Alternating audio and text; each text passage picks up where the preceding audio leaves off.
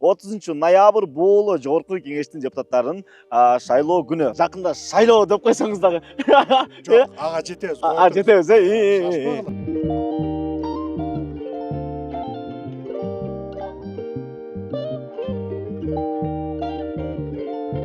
Самат Качкынов Апрель телеканалында иштеди. Акчасыздарга дагы бир аз мүмкүнчүлүк да, чыгын айтканда. Тамекелерди урутпадыңыз. Тартып атабыз. Бул керек этаж.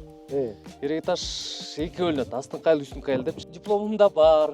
Диплом чырып алып чыкты. Группалаштардын баарынын көзү тирүү. Сүрөттөрү бар. Сүрөттөрү бар, катташам. Анан тиги эшикке кирип, бу эшикке кирип, очередке туруп, кезекке туруп аттуу баштуу бирөөлөрдөн бат алган жок. Анеңиз кезекке турабы экен? Ошондой да. Баарын көрдүңөр да. Эми биздей жаштарды да бир көрбөйсүңөрбү? Жалпы көрүүчүлөргө салам айтабыз, урматтуу көрүүчүбүз. Баардыгыбызга маалым болгондой, 30 ноябрь бул жогорку кеңештин депутаттарын шайлоо күнү. Мына ошол негизде биз азыркы учурда Ысык көлдөбүз. Каракол деген айылда, Ак Суу районунда 27-округтан талапкер болгон биздин коногубуз менен баарлашып, сүйлөшүп, өмүр баянын бир чагылдырып берели деп турабыз.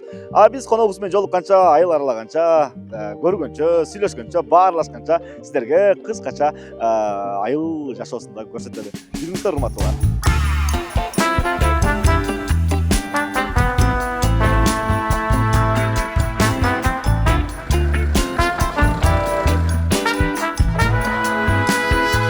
Урматтуу көрүүчүбүз, негизи коногубуз менен биз саат 11-де жолугабыз деп сүйлөшкөнбүз. Анан биз эртерээк келгенбиз да. Саат болсо азыр 9-дан 37 мүнөттөр өттү.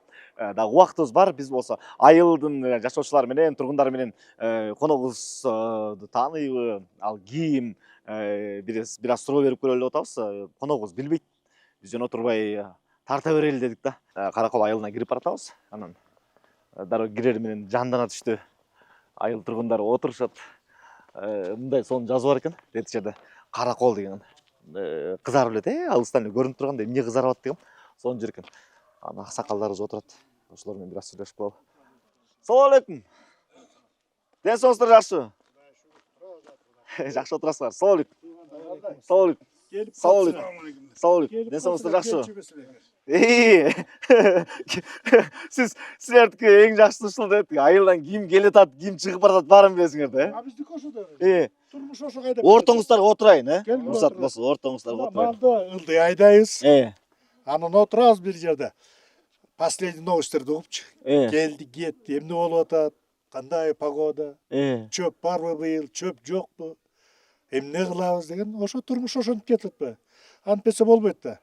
Үйгө барып жатканда баары сурайт, эмне болду, чөп барбы, чөп жокпу, мал кайда кетти, эмне болуп атат, ким келди, ким үйлөнүп атат. Быйыл кандай, тоют кандай быйыл, жакшыбы? Быйыл Кудайга шүгүр, эл бизге берекесин берди. Күндө той, күндө үйлөнүп атат, анткени урожай жакшы болду, арпа тегин деген, чөп деген көп. Сиз бир нерсени унутуп калдыңыз да, жакында шайлоо деп койсоңуз дагы.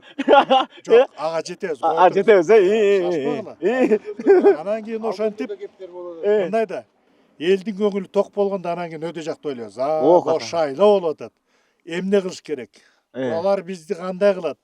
Эмки жылы кандай болот турмуш, эмне болот? Анан ошо бизге көйгөйдү чече ала турган бала барбы, жокпу, ким болот экен ошону билиш керек болот. Ошонун негизинде келе атабыз да, биз дагычы. Жактан бери жөө, анан сүйлөп, айылыңарды бир сыра көрүп, үстүнөн көрүп, анан ой, сонун экен айылыңар деп суктанып келе атабыз.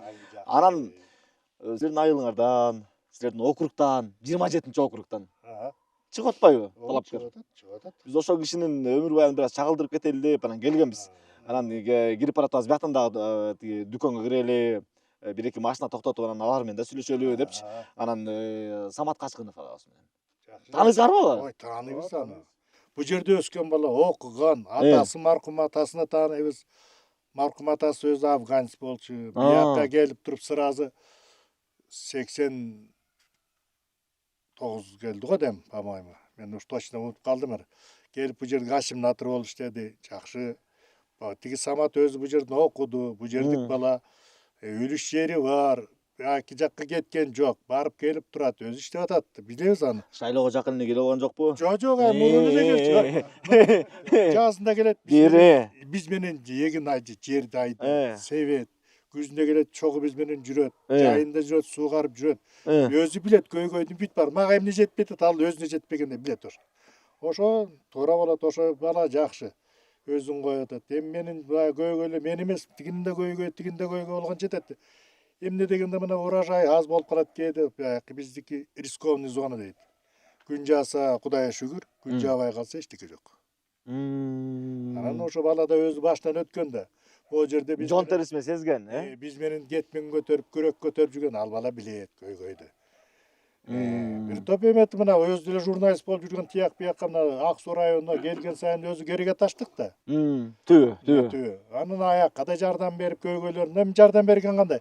Биздин көйгөйдү тиякка алып барып журналист болгондон телевизордон айтып, тиякка жазып берип, ошондой пайдасы тийип атат, жакшы. Мисалы мына биздин эметкенде баягы бизге суу керек болуп канал жазышканда ошол жерге көп көмөк берди. Мына баары билет. Азыр Кудайга шүгүр ошо каналдар салышты, эметип атат. Жана бетонный кылып туруп. Кудайга шүгүр суу жакшы келип атат. Азыр жаштар да көп аттанып атпайбы? Анда мурункулар эскилер келатат деп эле анан ошентип эле ызы чыгып атышат го. Анан тиги айыл тургундарын бул жаш экен, мунун колунан эмне келет деген сыяктуу сөздөр болбой элеби?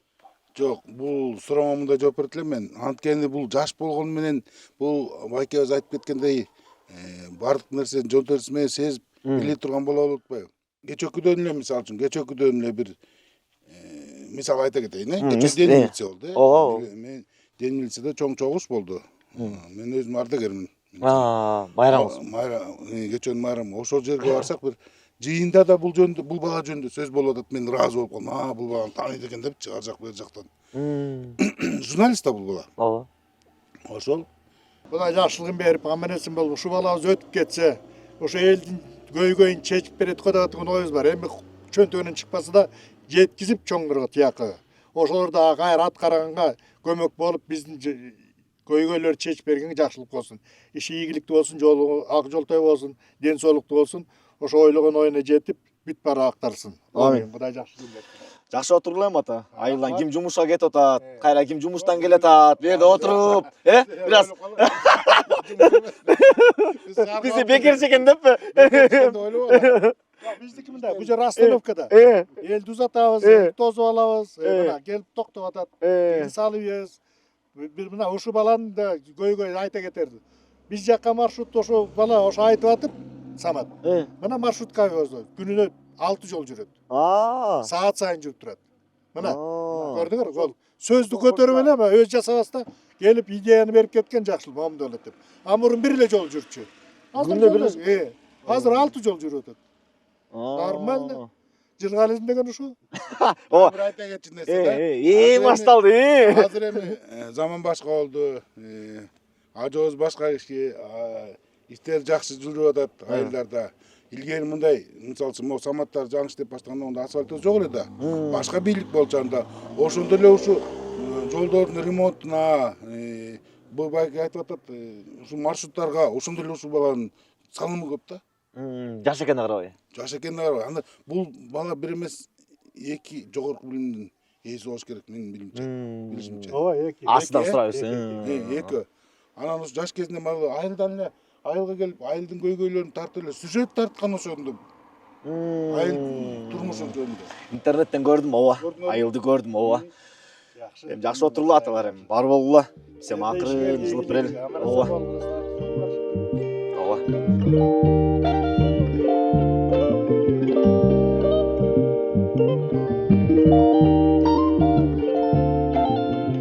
Кинолордон көрсө элек го, мындай айыл жашоосун, сонун бир өзүбүзгө бир элес калтырган, мындай сонун бир айыл болот го. Ошондой кинодогудай атмосфера мына ушул айылда бир аз сакталып тур да, сонун экен. Бар экен дагы деле.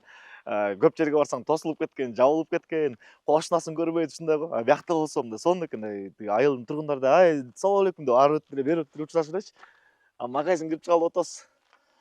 Кирип кайра коногубузду бир сурап көрөлү да. Тааныйбы, тааныбайбы депчи. Нан келиптир. Нан тарап жеп кетсеңер. Ушат. Салам алейкум аке. Мен соңуз жакшы. Алманы бекер алып кеттиңиз, Бекер алдыңыз алманы, Нан алып келдиңиз, алма алып кеттиңиз. Саламатсызбы? Мен соңуз жакшыбыз. кечикпон сурабай эле келип алдык тиги бияка сөмка кылып анан тартып жүргөнбүз да айылдычы. Жакында шайлоо болот го. Ушу 27 округтан деген силердин балаңар чыгып атканда Самат деген байкен таанысызбы, тааныбайсызбы? Тааныйм Саматты. Самат Качкынов Апрель телеканалында иштеди. Журналист, жакшы бала. Карызы бар жокпу? Карызы жок. Так жүргөн жакшы бала. Эми жаш болсо дагы зато патриоттук сезими күчтүү. Өзүмдүн жерим, элим деген бала. Мектепте да жакшы окуган. Ушул айылда деле кадыр баркайы жакшы бала. Эми ишенебиз, эми баягы багынан болот да өтүп кете турган болсо выбордон иштеп берет деп. Себеби азыр жаштардын идеясы да жакшы, өздөрүндө эми амбициясы күчтүү адамдар жакшы нерселерге үгүттөп иштеп кете алат деп ишенем да.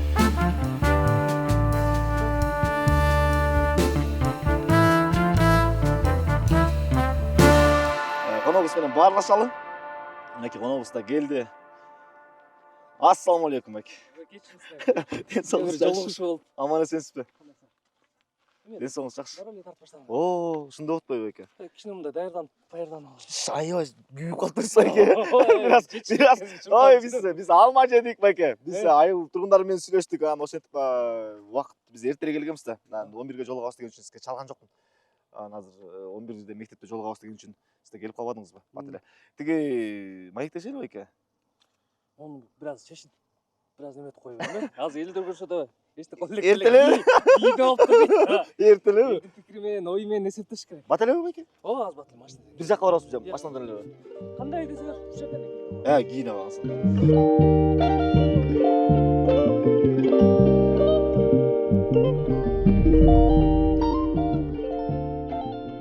Байке, ачыгын айтканда сизге айтпай туруп эле, тиги келатканда аксакал болуп туруптур, остановка бар экен го.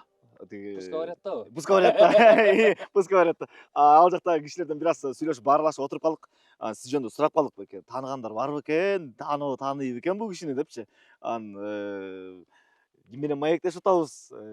Бул киши эмне болгон киши деп анан аларга да бердик суроону. Эми эң башкысы азыркы учурда урматтуу көрүүчүбүз, биз Ак Суу районундабыз. Мына ушул райондон Каракол айылына келдик. Мына ушул округтан Самат Качкынов агабыз жогорку кеңештин депутатына талапкерин койгон. Биз эми ушул сиздин туулган жериңизден, окуган жериңизден, чоңойгон жериңизден бүгүн маектешели. Эмне үчүн биз Каракол айылындабыз? Биринчилерден болуп кол сунуп, эмне жардам керек Байкабай деп кол сунганың үчүн ыраазычылык билдирем. Барбы? Эми экөөбүз бир топ жыл иштешкенбиз, көп жылдар мурун. Анан бул алып эле эмне жардам керек деп чалганыңа ыраазыбыз.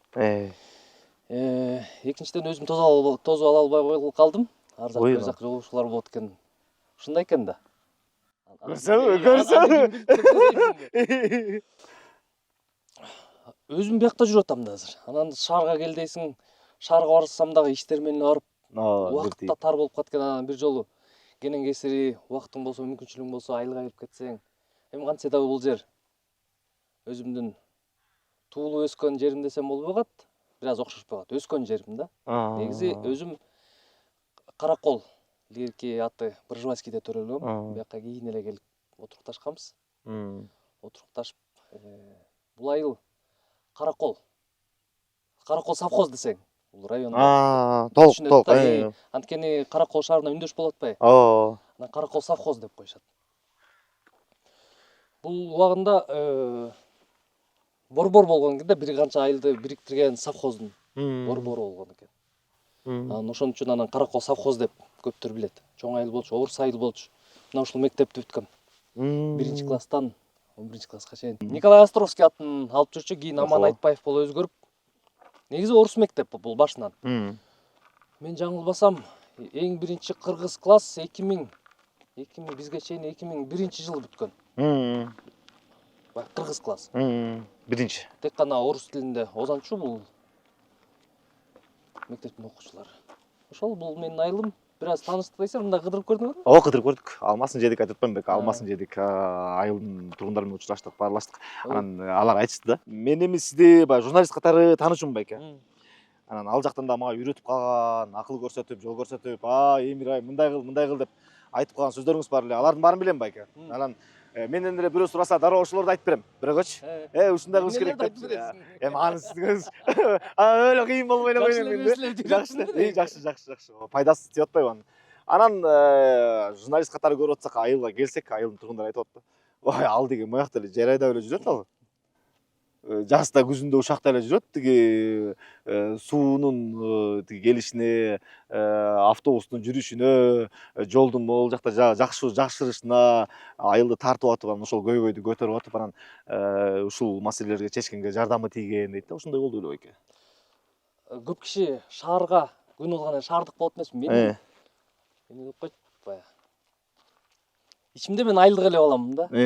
Үлүш жерибиз бар. Атаман калган, атам раматылык өтүп кеткен. Үлүш жерибиз бар. Жазында келип айдайм.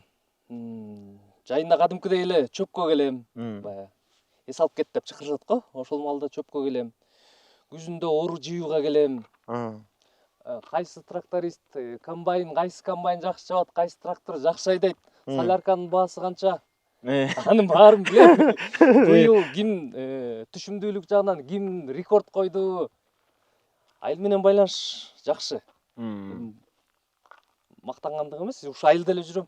Мисалы үчүн, кээ бир айылга келип мектебин карап, муну карап, баягы ностальгия болот эмеспи? Эми мен ушул жерде эле жүрсөм, ностальгия деле болбойм. Жөнөкөй экениңизди көрдүк, биринчиден. Анан мындай улуу болсоңуз дагы мындай кичүүгө башыңыз тийип, туура эмес болот атса, оюңузду айтып, дароо айтыпчы, ошол жерден тарс эле мындай бүтүргөнүңүздү көргөм. Анан мен депутаттыкка аттанат деп таптакыр ойлогон эмесмин да.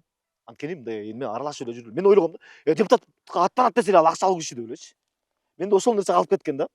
Ал сөзсүз түрдө бир мындай артында турган акчалуу киши болуш керек депчи. Мен сизди бизнесмен катары мисалы көргөн эмесмин да байке. Же ушул жактан эле бир оокат кылып атып эле айылда үлүш жерди жыйнап атып эле байке. Ушундай болуп атабы. Бул негизи кыйын суроо мен үчүнчү. Баягы ар бир адам өзүнө суроо берет эмеспи? Бул мага керекпи же кереги жокпу дегенчи. Адам урунат экен ар кайсы жерге, кагылат, согулат, аркыны көрөт, беркини көрөт. Анан азыркы могу акыркы шайлоо системасы дагы бир аз акчасыздарга дагы бир аз мүмкүнчүлүк да, чыгын айтканда. Акчасы аздаргабы? Акчасы аздарга. Мүмкүнчүлүк. Эми бул жараткандан жана буйруктан эми. Кандай болот? Өтөбүз, бүтпөйбүзбү? Өтпөсөк деле кызматыбызды кыла беребиз, буга чейин кылып келгенчи. Анан адам чоң максаттарды коюш керек да. Максаттар баары жакшы. Эми Кудай берген 5 күндүк өмүрүбүз бар экен. Ушундай 5 күндүк өмүрүбүздө элге жерге деле бир аз кызмат кылсак. Ачкан курсак тоет. Жан бага беребиз. Айылда туруп деле, шаарда туруп деле, сыртка чыгып деле жан багыла берет, курсак тое берет дегендей. Анан аздыр көптүр кээ бир айтышы мүмкүн, эми бул амбициясы өзүнөн чоң экен, ар жак. Анан кээде эми биздин журналист болгондон кийин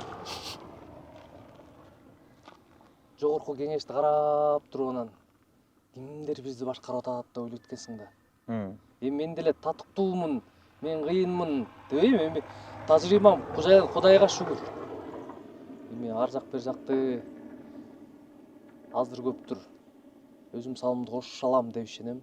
Анан журналисттердин арасында сөз кылып калабыз.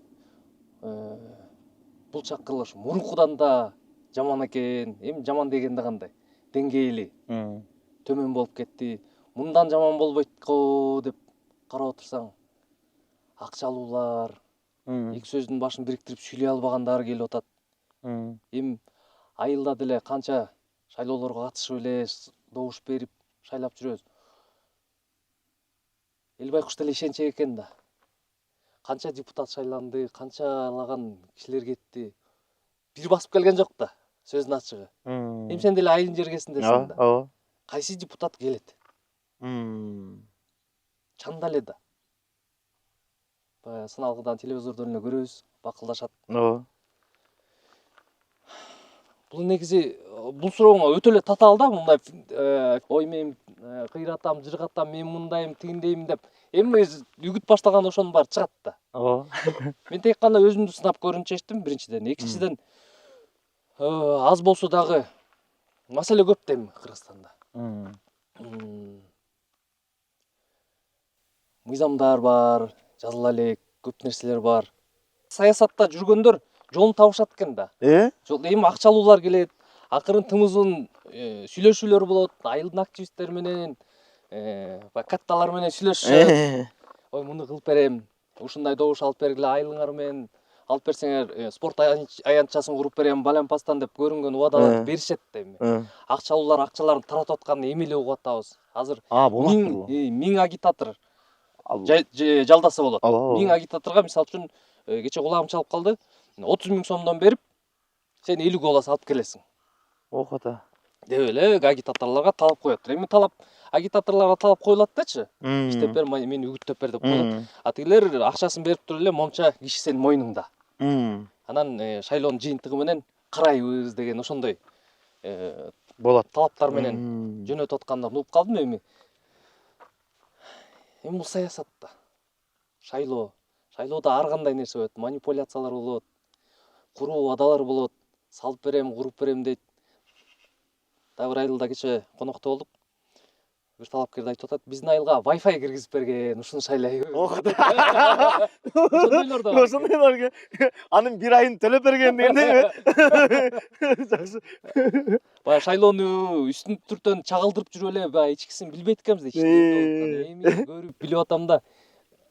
Эми кээ бир нерселерди уксаң төбө чачың тик турат, ачыгын айтканда. Мен таң калып атам буга. Аксакалдар менен сүйлөштүм депчи, ошол кишилер мага көп суроону эле жаратып берип койду да. Жакта отуруп элечи. Анан мындай дейт да. Ай бул мектепти окуп бүтүп кеткенден кийин деди го дейм. Анан тиги анын бир эмес 2 диплому бар дейсиң. 2 дипломуңуздан берип эле экен байке. Ошондойбу? Негизи сиз кесибиңиз боюнча журналистсизби байке? Тигилер айтканы боюнча сиз журналист эмессиз байке? Ошол кишилер айтты, ал жогорку билимдүү 2 диплому бар дейт да. Сиз негизи кесибиңиз боюнча кимсиз байке? Кесибим журналист эмес өзү. Биринчи билимим башынан айтайын, биякты бүткөндөн кийин, мектепти бүткөндөн кийин Караколдо Касым Тынысбаев атындагы университетке чет тилдер факультетин тапшыргам, Кытай тили боюнча. Анан тилекке каршы ошол факультет жабылып, кийин факультет эмес, биздин кафедра жабылып, Бишкекке которулууга мажбур болдум. Бул жерде да бир өзүнчө бир тарых да, которулуум дагы.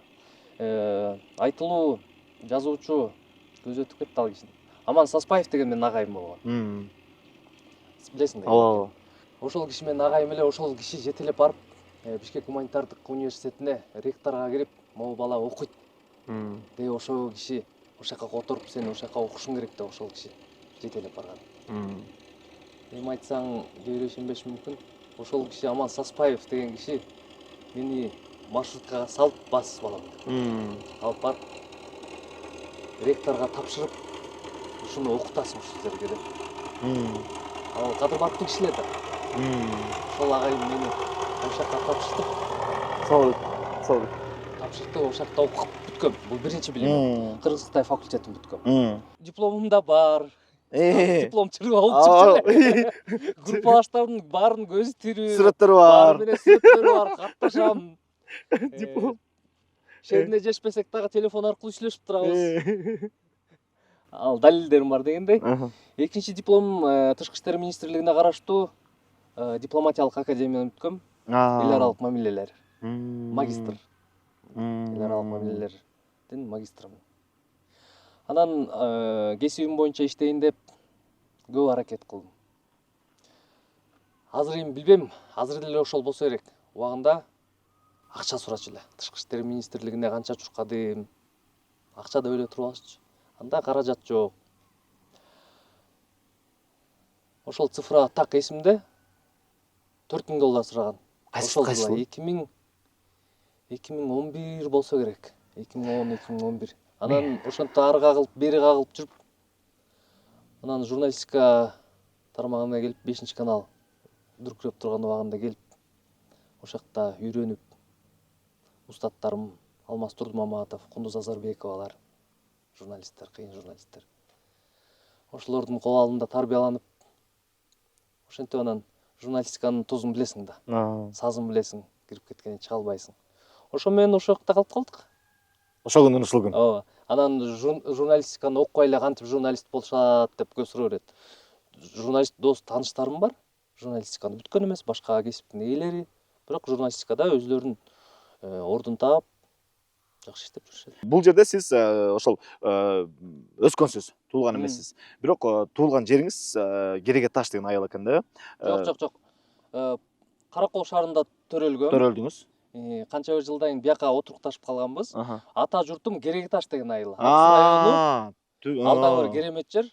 Убакыты бар болсо ал жакты деле көрсөтүп келейин. Мен ошол жерге бир барып келбейлиби деп анан сапарыбыз ошол жактан улабайлыбы дейин деп атам да байке. Убакыт жакшы элеби? Ой, бизде келен да байке. Болду. Бүгүн түнөп кет десеңер деле. Кантип ашлап күчмөй кетип калбаса керек да. Маселе жок. Жүрүңүз анда, асабы байке.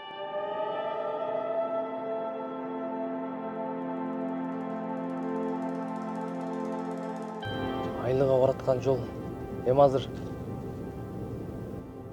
зыңгырап калганын көрүп калдыңар да. Эми бул жол чынында мыжык ыйларлык болчу да. 3-4 жыл эле болуп калды. Ага эле жеткен жокко дейм. Жаан жаап кеткенден кийин же жаз алды менен танка менен жүрө албайсың бул жолдо, жүрө албай калчубуз. Анан байкуш айылдыктар акимчиликке кайрылат, губернаторго кайрылат. Эч майнап чыкпайт, анан баягы акыркы инстанция журналисттер да. Ай Самат келип тартпасаң болбой калды, тетиги жогору жактагыларга жеткирчи деп байкуштар кайрылышат. 1-2 жолу келип тартып кеттим. Ал үнүбүздө эле жеткен жол. Эч болбогондо өзүлөрү тартып чыгарып койчу деп жиберет. Чыгарып койсоң эми тиякта тааныш билиштер бар да. Иштегендер, ошону алып кой дейт. Анан алар ортодосуң да. Эми жасап койгула деп. Алып салсаң айылдыктар менен бет карашпай калбайсың. Ошентип. Ооба. Анан бул асфальт алып калды. Жартылай асфальт тапшып, жарымы калып калды ушул. Эл байкуш мурункуга караганда сонун болуп калды деп береткен, бирок сапаты мында текшериш керек өзү. Текшерилет, текшеребиз. Сапатын көрүп атпайсың. 1 жыл өтпөй, бир кыштан чыкпай, аңгыл-дөңгүл жыртык тешиктер чыгып, жарылып. Президент ар бир айылга чейин асфальт болот деп айткан сөзүнө турду. Бирок ылдый жактагылар ошону тийиштүү деңгээлде аткарбай жатпай. Эми мына өзүң деле карабайсың да. 1-2 жыл мурунку жол деп ким айтат эми? Элдин үнүн жеткирүүгө аракет кылганбыз да убагында. Эми бул жол биздин эле айылды бириктирбейт да. Ысыкөлдүн борбору мененчи. Көп айылдар бар да бул жерде. Эми алар деле айтып, деп атып, планга кирди дейт. Планга кирди деген эле бери деген эле 10 жыл болду окшойт. Мына ушул Кереге Таш деген айыл. Айтылуу Кыдыр акенин айылы да. Да кимдер бар бияктан ошо атактуу чыккандардан? Атактуу чыккандардан Момбет Мамакеевдин айылы ушул. Өзү ушу арык тукуму көлдө. Арык улуу уруулардын бири. Арык тукуму, анын ичинен Сейитказы, Торонко Иштек болуп кетет, ылдый айылчы. Сиздин уруңуз да ошондо арыктын ичинен Сейитказы. Сейитказы. Дал ушул көчөдө балалыгым өткөн, мен далай балалыгым. Могу балдар жүргөндөй элеби? Тетиги балдар жүргөндөй. Топтошуп калышкар экен мына. Биякта деле пуска барат бар экен. Ыргытка тамекиңер деп айталы. Саясаттын баары ушул жерде да азыр. Кийин эмне болуп атат, чоочун машина келип атат деп карап отурушат. Булар менен токтоп учурашпаса дагы болбойт. Шептери дечи эле? Шептер да, айылдын шептери ушулар да. Шептер менен болбойт. Биз да түшөлү эке? Биз да түшөлү. Байкагыла өзүңөр, мен учурашып коеюнчу. Кантайсыздар? О, ката. Салам алейкум, ден соңуңар жакшыбы экен? Саясатты катмадыңыз. Тамекиңерди ырытып калдыңыз. Ассалам алейкум. Тартып атабыз айыбызды. Салам алейкум. Салам алейкум. Салам алейкум. Бул жерде чектен балдар кечиптир, жардам берели. Айылын тарталы деп анан ата журтунун айылы ушул жер, балалыгым өткөн айыл ушул жер деп алып келип калдым бияка. Өткөзүп элебизби? Ооба. Айыл жериң бияк болот сарам. Ооба. Кимди шайлайын деп атасыңар байке? Эми өзүбүздө чыгып аткан балабызды эле шайлайбыз да. Саматты шайлайбыз да. Өзүбүздөн чыгып аткан, өз тукумубуз, тууганбыз бир чети. Анан элди тияк бияктын баарын көйгөйдү билет. Ошон үчүн буякты шайлайбыз. Ошо айылыңа тартып кетели деп тоонун үстүнө баратканбыз. Кереги таштын үстүн көрсөтүп келейин деп. Ошо шашпай эми аркы берки башталганда келип батаңарды алып кетем эми. Бул алыстан коноктор келип калыптыр. Туура түшүнөсүңөр да, э? Коноктордон бакыр. Бир аз айылды көрсөтүп келейин айландырып.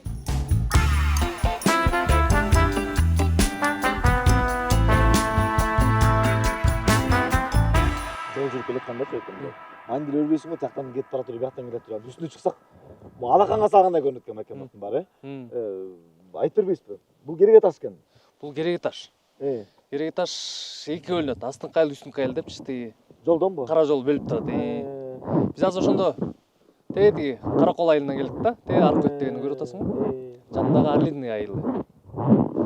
Бул биз басып өттүк Ак-Суу райцентр. Аралап өткөнбү? Райондун борбору. Мындан ары Саргамыш, Кайырмарык, Жергез, Ишке Жергез болуп отуруп Шактыга жетет. Шактыдан анан жана Кыргыз Куршабелди салабыз деп азыр бийлик аракет кылып атпайбы? Башталды.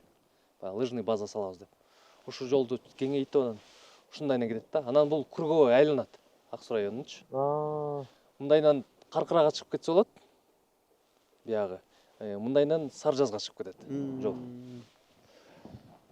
Жети атаңыз ушул жерде эле. Жети атам ушул жерден. Арык тукумунан деп айтпадымбы? Ошондо үстүнкү айыл, үстүнкү айыл Сейитказы болот. Балалыгым ушул жерде өткөн. Чоң атам малчы болгон. Мында базды көрдүңбү? Ооба. Ушу 4 баз деп коет. Балалыгым ушул жерде өткөн. Мал бакчыда. Анан жайкысын тоого жайлоого чыкчубуз, кайкы деп. Ошол жакта далай издерим калган бала кездеги. Сурадым бул жактанчы. Байке, мен сиздин мындай жеке ишкер экениңизди эле көргөн эмесмин, бизнесиңизди эле көргөн эмесмин деп, сиз журналист болуп, биз менен аралашып эле мынтип эле жүрчү элеңиз депчи анан. Мал көптөр деле бай кишилер да. Мүмкүн сизде мал көп деп атам да байке. Мал бар эле. Жок эмес. Бар болчу. Болчу. Анан малды караш керек да. Алдагы жаш баладай. Анан кой деп алардын баарын саткам. Сатып. Антпесе өзүң жанында болсоң мал ошондой экен да. Жер болсо келип кетип карап жүрө берем да. Бул айылда үй иштерим жок, тиги Каракол айылында үй иштерим. Бул жерде тууган уруктун баары ушул жерде. Ушул жерден катташабыз. Атамдын жери, атамдын бир туугандарынын баары ушул жерде. Жаманчылык, жакшылыктарда мындай деле келип конок болуп баарын эле тааныйм бул айылда. Эми байланыш үзүлгөн эмес да бияк менен делечи.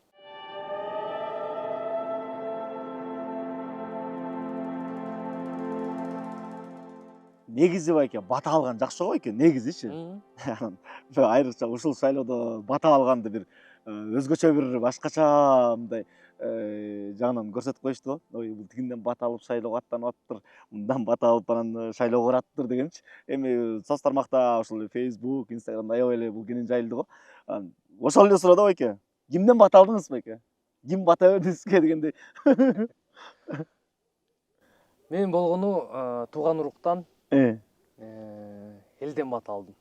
Анан тиги эшикке кирип, бу эшикке кирип, очередке туруп, кезекке туруп аттуу баштуу бирөөлөрдөн бата алган жок. Негизи кезекке туруп экен.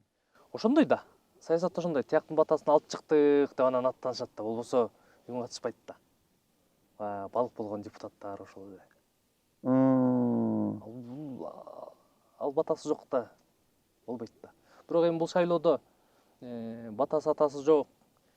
Ачык эле айтты. Кийлигишпейт деп эле ачык эле айтылып атат. Эми ар жагында эмне болот дейм билсин.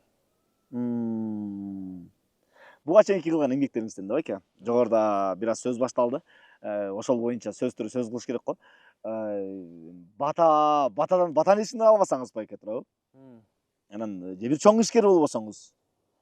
Анан мындай жана серый кардинал деп коет го биздечи. Мындай артында, мындай көбүмүскөдө сизди колдогон, сиздин артыңызда Самат чык артында биз болобуз деген мисалы мүмкүн бизде колдоочуңуз бар бекен саясатчылардан. Бул тармакта сиз бүгүн эле эмессиз да. Ачыгын айтайын, эми кеңешүүлөр болду. Айрым кишилер менен, өзүмдүн жолдошторум менен, тууган урук менен кеңешип туруп эле баягы ойлонулган эле кадам. Анан бирөөдөн ачыгын айтканда эч кимге карыздар эмесмин. Эми саясатка келатканда билесиң, бул саясатта акча, ресурс. аны ким алат, кайдан алат? Спонсор болот. Ар бир жаңы келаткан кыз жигиттердин же талапкердин дейбизби, сөзсүз түрдө артында спонсор болот, бир кандайдыр бир саясий күч болот. Мен ишенимди айта алам, менин артымда эч ким жок. Сөзүңдүн төркүнүн түшүнүп турам азыр, кийинки берчү сурооңду деле. Ишенимдүү түрдө айта алам, элдин алдында деле. Өзүмдүн күчүм менен эле келатам. Мисалы үчүн 300 000 сомдук күрөө, 300 000 сомдук күрөөнү жер иштетем деп атам. Ошактагы түшүмдөрүмдү сатып анча-мынча топтоп койгон мал мүлкүм бар эле. Ошону сатып, ошону төктүм. Акыркы мүнөттөрдө 30 ноябрда, октябрда төгүп атам да. Мындан аркы үгүт иштерине дагы каражат керек. Ага да бир аз каражат элчилеп миллиондорду чачпайм. Колумдан келишинче элчилеп 500-500дөн агитатор, үгүтчү жалдабайм. Аздыр көптүр мурдагы иштеген кесиптештери, мисалы үчүн жардам бергендер бар. Программаңды бир буклетке чыгарыш керек экен, кагаз чыгарыш керек экен, сүрөт чыгарыш керек экен дегендер бар. Эми аларга азыркы шайлоонун да бир өзгөчөлүгү ушунда болуп атат да. Эч кандай, мисалы үчүн менин бир тууганым дагы бекер, акысыз мага үгүт жүргүзө албайт да. Мен аны менен келишим түзүшүм керек. Сен рахмат сага жардам берип, менде жардам болсун деп атасың, бирок мен сага дагы төлөгөнгө аргасызмын да азыр. Төлөгөндө да бир баягы $1 же бир 1000 сом деген сөз эмес. Бул баягы жашоо минимумунан кем болбошу керек да. Жашоо минимуму бизде жаңылбасам 7800 сом болуш керек эле. 8000 сомдун ар жагы да. Ошондо экөөбүз азыр келишим түзөбүз кадимкидей эле. 8000 сом бересиз. Мейли дегенде 8000 сом беришим керек да. Аркы келип кеткен чыгашаларыңар бар эми. Суу куюп айдап келген жоксуң да машинаңды мисалы үчүн. Ошондой да. Эми ага аздыр көптүр бирдеме кылып атабыз, аракет кылып атабыз. Эми өтпөй калсам, кээ бир айтып атат, өтпөй калсаң ушунча акчаң күйүп кетеби дейт. Эми бул дагы бай айтканда буйрук. Мындай деле иштей беребиз эми. Жашоону бир бештигин чечпейт го дейм. Өтүп кетсем көп ниет максаттар бар. Эмнеге дейм да, мисалы азыр сиз айтып атпайсызбы, ошол агитаторлорго деле агитация жүргүзгөнгө мен аларга төлөп анан мындай кылгангасыз. Мисалы мен тыйыным жок деп атпайсызбы сизчи, туурабы? Ал антпейм деп атасыз да. Андай кылбайм депчи. Анан миллиондоп чачып атпайбы мисалычы? Миллиондоп чачып атышат. Эмнеге? Жеке мындай сиз аларды карап атасыз да сырттан көрүп, эмнеге алар чачышат? Эми алардын өзүнө суроо бериш керек го негизи. Негизи депутаттыкка барса эле бир миллиондоо акча таппайт да, менин билишимче. Бул баягы акчалуулар эмне кылаарын билбей, анан баягы бизнесин коргогондо ал жакта эми байланыштар болот да, өкмөт менен, баягы фискалдык органдар менен байланыш болот, ошо бизнесин коргошот. Эми максаттарын билбейбиз да. Кээ бирөө чындап эл үчүн иштейм дейт. Кээ бирөө атымды чыгарсам дейт, кээ бирөө жөн эле статус үчүн барат. Баягы бир айткандай ал келгиче эч чыгарбайбыз дегендей эле. А мен ошо жаштыгымда азыр мисалы үчүн дагы бир 5 жылдан кийин болсо, кээ бирөө айткандар болду эми. Бир аз жаш эмессиңби, бир 5 жыл отурасың. Балким мен 5 жылдан кийин уже мен үй бүлөмдү багайын эми. Мен барганда эмне деп кыламбы? Эми алга күчкө толуп турганда Эртең эмне болорун ким билет деген ойда. Азыр жакшы мүмкүнчүлүк болуп атат.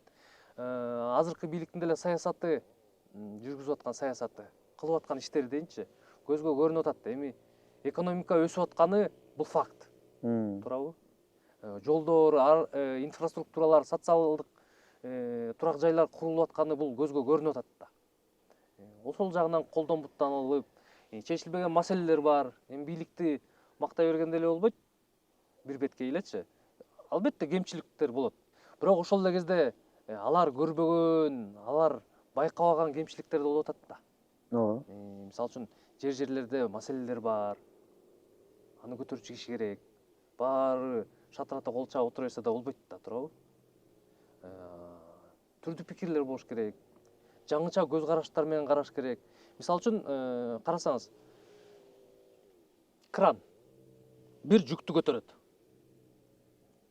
Ошо кранды башкарып аткан кишини бийлик деп элестетиңиз. Ошол жүктү бир жерге коюп атат. Ал үстүнөн карап коюп атат. Кран ошол жүктү коюп атканда дайым ылдыйдан карап турган башкаруучу киши болот. Бияка ал, оңго ал, соңго. Ошон үчүн ошол эле жүктү коюлчу жерин эки жактан караш керек да, үстүнөн да караш керек, астынан да караш керек да. Менин оюмча. Бул пикирге көптөр эле кошулса керек. Мурунку президент менен мамилеңиз кандай? Ошол эле Алмазбек Атамбаев менен. Эми мени көптөр айтат да, Атамбаев ошол жакта иштегенсиз деп ошол жерде иштегем. Апрелде 2018-жылы ачтык. Анда ал киши президент эмес эле. Бир жыл жетип жетпей, досу менен баягы саясий окуя. Досу менен тирешип башталып, ал киши камалып кетти. Апрель жабылып калды. Бүттү. Ошо менен байланыш үзүлдү биздики. Анын каналында иштебей калдык. Анан Апрель деген бренд бар. Брендти эмне кылып иштетебиз? Иштетишибиз керек. Адамдар турат, бизге ишенип келген. Башка жакка жумушка келсе эч ким албайт. Анан эмне кылабыз деген маселе турду. Анткени үй бүлө багыш керек, жашаш керек. Ошентип анан эмнени гана кылган жокпуз. Техника ошол эле камераларды, компьютерларды, кесиптештердин баягы иштетилбей турган жабдыктарын алдык. Кагаз чогулткан видеолор деле чыккан. Офисный кагаздарды чогулткан күндөрүбүз болгон. Ошентип өзүбүздүн курсагыбызды өзүбүз тойгуза баштадык. Реклама кирбейт, жарнама кирбейт. Той эле тарткан жокпуз. Калган ролик тартып, рекламный роликтерди тартып, социалдык тармактарга кеттик. Ошентип акырын иштеп жүрдүк. Айлык албай жүргөн күндөр да болду да, өзүчө. Анан грант жазып, ошондойлорго катышканды үйрөнө баштадык. Ошентип анан өзүбүздүн оокатыбызды өзүбүз кылып кеттик да, мындайча айтканда. Башында ооба ал киши тараптан да бир аз каралаш болду башында. Андан кийин кол үздүк да, анан ошо бренд, Апрель деген бренд бизге калды дагы, анан элдин баары ойлоп калды, алигиче Атамбаев булардын артында турат деп. Эмне деген гана сөздөрдү уккан жок. Менин деле оюм, байке, мен сиздин жаныңызда эле жүрөм го байке. Эми бул жөнүндө экөөбүз мурда кийин сүйлөшүп көргөн эмеспиз да. Ушул азыркы учур туш келиптир да. Мен деле ошентип ойлочумун. Азыркы мүнөткө чейин мисалы ошентип ойлочумун. Апрель деген чыгып атса, ошол Instagram, Facebook'тан чыгып атса, демек дагы деле каржылоо бар го депчи. Жок. Ар бир нерсенин башы анан аягы болот да. Бул Апрелден кеткениме мен көп болду өзүчү. Кыйла эле көп болду негизи. Каржылык жактан маселелер жарала баштады. Маалыматтык саясат бир аз жүрөгүмө жакпай баштады. Ошентип анан негизи эле чөйрөмдү өзгөртсөмбү дегем. Башка иш менен алектенсемби деп аяктан арызымды жазып кеттим. Кеткенден кийин ары кагылып, бери кагылып жүрдүм, айланып келип кайра эле ушу тармакка байланып калдым. Азыр бир агалар менен, жакшы бир агалар менен бир долбоордун үстүндө иштеп жатабыз. Долбоор буюрса жаңы эми бутка туруп мындай ирденип келатат да. Анан позиция алмаштуу.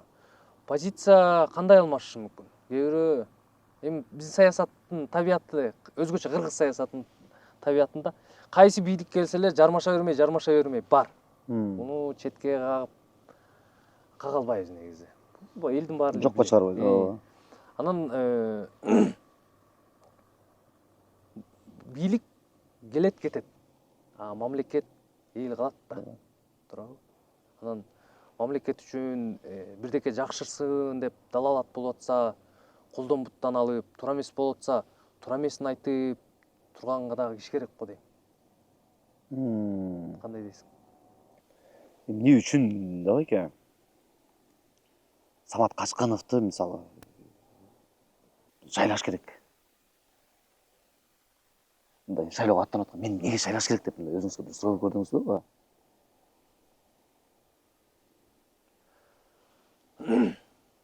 Азыркы шайлоо системасы мурда партия болуп Ооба. үй-бүлө бөлүнсөк, азыр айыл болуп атат да, бөлүнүп атабыз да. Ооба. Тиги айылдан бул айыл тигинин аймагына кирип кетпейли деп кече чогулуп отурсак, тиги иш тияктан чыгып атыптыр. Койго Ал кой айылды деп, бербейт. Эми айыл болуп бөлүнүп атабыз. Айылдын ичинде дагы эми кудасы болуп калат, иниси болуп калат, тиги аркы айылдан, берки айылдан дегенчи. Эң эле рекорд азыр 27-чи округ коюп атат. 32 талапкер шайлоого катышуу ниетин билдириптир да. Эми канчасы катталат эми дагы убакыт көрсөтөт. Эмнеге мени шайлаш керек? Мен азыр мындай да. Кеминде минимум. Тияка барып тамтаңдабайм да, уят кылбайм да шайлоочумда. Кеминде бул. Болбосо маселелер көп, мисалы үчүн. Мени көптөн бери ойлондуруп келген бир маселе бар. Тамак аш коопсуздугу. Буга маани бербейбизбиз. Сен деле маани бербейсиң. Ооба. Сен кызың бар. Эмне жеп атат кызың? Эмненин баарын жеп атабыз? Кытайдан келген жанагы компет-сампеттен баштап боксактын баарын жеп атабыз да. Аны көзөмөлдөгөн киши жок. Ага мындай ошону тескеген дагы мыйзамактыларын дагы тууралаш керек да. Сертификациясын караш керек. Мисалы үчүн тубаса оорулуу балдар төрөлүп атат азыр. Туурабы? 10-дун бири болбосо дагы 5-тин бири болбосо да 10-дун бири тубаса оорулуу балдар төрөлүп, жүрөгү оорулуу, ар кандай оорулар менен. Мунун баары эмне? Ошо сырттан ташылып келаткан тамак аш. Текшерүү алынбаган. Текшерүүдөн алынып атабы, кандай тескелеп атат, сертификациядан кандай өтүп атат, ГОСТторго туура келип атабы, туура келбейлеби, арткан, урткан Кытайдан, Россиядан туш тараптан эле кирип атат да. Эмне болуп атат? Эмне жумуртка жеп атабыз мисалы үчүн? Мисалы үчүн айылга келип туруп 2 жумуртка, 3 жумуртка жесең ыкыйып каласың. Ооба. Шаарга барып жана дүкөндүн жумурткасын жеп көрчү. 10ду деле уруп саласың алды. Мисалы үчүн. Тоуктор, акарачкалар кирип атат. Эми айтпай эле койгон, Кытайдан эмнелер гана кирбей атат. Ачык эле сатып атпайбы дүкөндөргө коюп коюп. Туурабы? Бул мындай келечекке олуттуу маселе бул негизи. Элестетип атасыңбы? Мындайча айтканда, бул трагедия. Оорулуу муун өсүп келатат. Оорулуу. Көрүнбөгөнү менен, байкалбаганы менен. Байкалбай жей беребиз, сонун экен, даамдуу экен деп жей беребиз. Ден соолук талкаланып атат, келе жаткан муун оорулуу болуп атат. Бул кандай болот? Балким бул программадыр, атайын ошондой заттарды бизге киргизиш. Эми ким билсин да? Образын айтып атам. Бул жагы бар. Калк өсүп атат. Келе жаткан муун чоңоюп атат. Айылда, жерлерде чек жок. Жер тилкеси жок, үй салайын десе жер тилке жок. Мораторий киргизилген. Мисалы үчүн мораторий шаарларга киргизилген туура.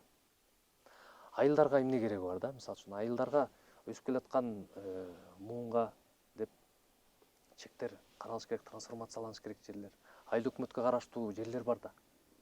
Ошолордон берип, же болбосо айылдын четинде бирөөнүн үлүш жери болсо, ошо айыл өкмөт жер алмаштырып кой, могу балдар өсүп келатат деп.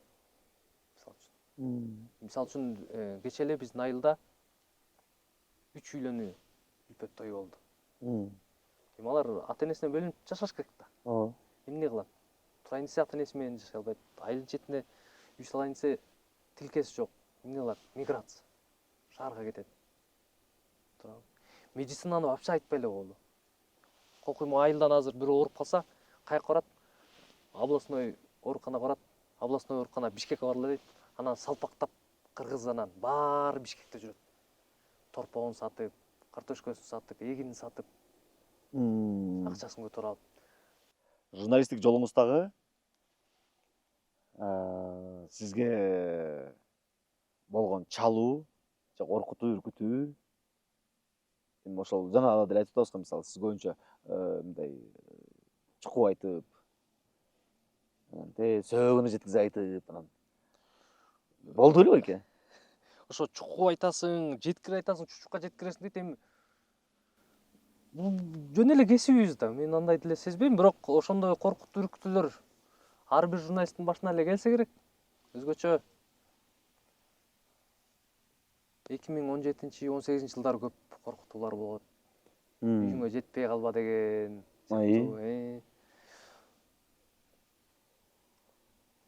Райымбек Матраимов. Ачыкка чыгып азаттык иликтеп чыкканда анын баягы маалымат айдыңында ошол жөнүндө эле кеп боло берет да, ошол жөнүндө айтсак, акырында түрмөдөн чала башташкан. Оху. Түрмөдөн чалган учурлар болгон. Жоңгой кулак кишини депчи. Ошондой. Эми анча-мунчаларын айтпай эле коеюн, эми болот андай учурлар. Ошол учурда мисалы ата-эне тараптанчы эке. Балам, койчу балам, тынчыгып жашачы деген сыяктуу мындай боло экен, тууган уруктан мисалы. Эмне кыласыз, эмне кереги бар сага ушунун депчи. Аябай көп айтты апам. Аябай көп айтты. Эмне кыласың? Бийлик деген бийлик, акчалуу деген акчалуу деп. Эмне кыласың? Буяка келип эле оокатыңды кылбайсың, мал салың бар, жериң бар, эмне жетпей атат сага депчи. Анан ушинтип эле иштеп калдык. Ушул жерден бир нерсе айта кетейин. Ушинтип чыгып, Бошайкомго арыз жазгандан кийин көп киши чалат экен да. Спонсор болуп чыгат экен. Ооката. Спонсор бололу дешти. Эмне керек, эмне жардам керек, айт. Спонсор болобуз деп. Баарынан баш тарттым. Себеби таза келиш керек да. Алардын максаты эмне? Эми элестет. Сен шайлоого аттанып атасың. Сага бир 5 миллион сом берди. Ооката. Дүркүрөт. Каалагыңда жүргүзөт. 5 миллион сен карызсың. Карызды кайтарыш керек. Кантип кайтарасың? Анын айткан сөзү сүйлөйсүң. Анын ал сага ушул бала өтүп кетсин, эл үчүн кызмат кылсын дебейт да. Туурабы? Артында бир максаты бар. Сен аркылуу бир ишин бүтүрөт. Бирдемени лоббировать этиши мүмкүн, мисалы үчүн да. Образды айтканда. Туурабы? Карызды акыры беришиң керек да. Ооба, алган бермей бар. Ооба да. Жок, өзүм күчүм менен аракет кылайын дедим. Болбосо азыр мен дүркүрөп жүрмөкмүн, азыр толтура блогерлерди, мобилографтарды артыман ээрчитип алып, жан жөөкөрлөрдү неметип алып. Биздин эл шайлоого барбайт. Өзгөчө могу атынан эле айтайын, көлели, өтө пассивдүү. Жаңылбасам өткөн шайлоодо 30%-ын тегереги эле шайлоого барыптыр да, добуш бериптир. Анан талап кылганды жакшы көрөбүз. Өзүңдүн вазыйпаңды барып аткарбагандан кийин кантип талап кыласың деген суроо жаралат да менде. Барыш керек. Бул бир. Экинчиси, биз жаштар дейбиз да. Эми жашпыз, биз эчтеке чечпейбиз депчи. Бирок карасаңыз, Жусуп Абдрахманов канча жашында эл башкарган. Жылдары башкарып атат. Ошондуктан жаштарга да бир кайрылуум бар да. Жаштар Кыргызстандын азыр көлдүн эле эмес, бул округдун эле эмес, деги эле кыргыз элинен, Кыргызстандын жаштарына кайрылам да. Биз жаштар, биз дебейин, жаштан өтүп бартам мен. Жаштар Кыргызстандын 42%-ын түзөт. Бул жалпы Кыргызстан калкынын дээрлик жарымы. Саясатка кызыгышпайт, кызыкпаса койсун. Жок дегенде жарандык милдеттерин аткарыш керек. Шайлоого барыш керек. Мисалы үчүн кара. 10 киши шайлоого катышты. Шайлоого барып добуш берди. 10 киши шайлоочу бар дейин. Туура эмес айтып алам. 10 кишинин 3-өө добуш берди. Экөө бирөөнө берди, бирөө бирөөнө берди. 7 берген жок. Ошо 7 бир нерсе деп талап кылган укугу барбы? Ооба, албетте. Кыргыз жаран катары талап кылганга укугу бар. Бирок толук кандуу талап кылыш үчүн ошол өзү тарабынан дагы жүктөлгөн вазыйпасын, парызын аткарыш керек да. Бул бир. Экинчиси, ошол эле 3 киши добуш берди. 7 барган жок. Добуштар бурмаланды, баягы тиги өтөт. А балким 10 тең барса, кантип бурмаланат мисалы үчүн? Мисалы үчүн 10 барды, 7 эмирди шайлады. 3 дагы бирөөнү шайлады. А 3-өнү өткөрүш керек болуп атат. Берки кишини 3 добуш алганда. Анан кантип 7 добуштун көбүн анын тиги жакка алып барып берет. Бул кыйынчылык жаратат да. Ошондо кызыкчылыгы бар. Адамдарга дейбизби, кишиге дейбизби, бийликке дейбизби. Ошон үчүн бул жерден жаштар дагы деги эле кыргыз жарандары өзүлөрүнүн да позициясын билдириш керек. Ал кандай билдирет? Ошо добуш аркылуу. Жакпай жаткан бир нерсе болсо айтыш керек, ачык айтыш керек. Хоп майлуу менен маселе чечилбейт да.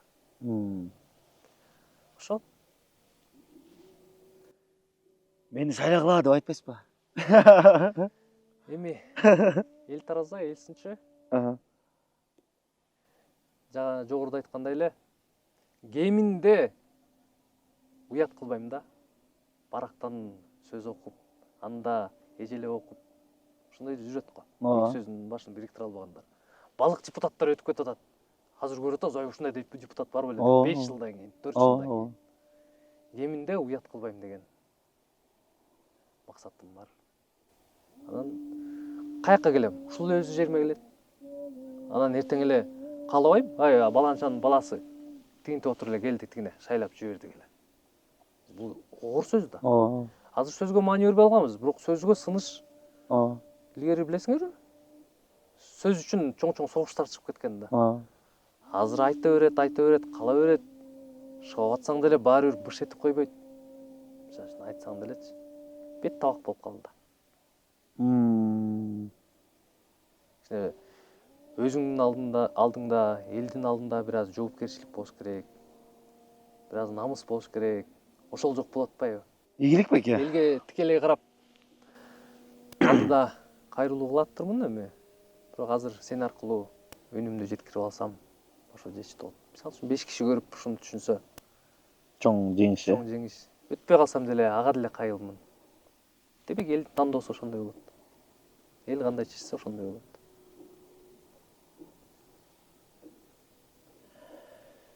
Ушундай нотада жыйынтыктайбызго дейм, Көп сөздүн айтыштын кереги жок болуп калды.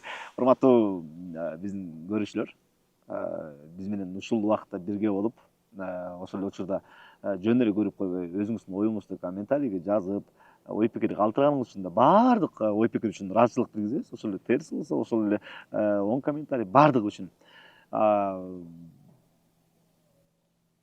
Ийгилик баардык талапкерлерге ийгилик беке. Анын арасында сиз менен тааныш болгонум үчүн дагы, агайын болуп жүргөнүм үчүн дагы мен сизге өзгөчө ийгилик каалайм. Бар болуңуз. Бир кайрылуу эсиме келип кетти. Урматтуу көрүүчү, шайлоочу, баарын көрдүңөр да. Эми биздей жаштарды да бир көрбөйсүңөрбү?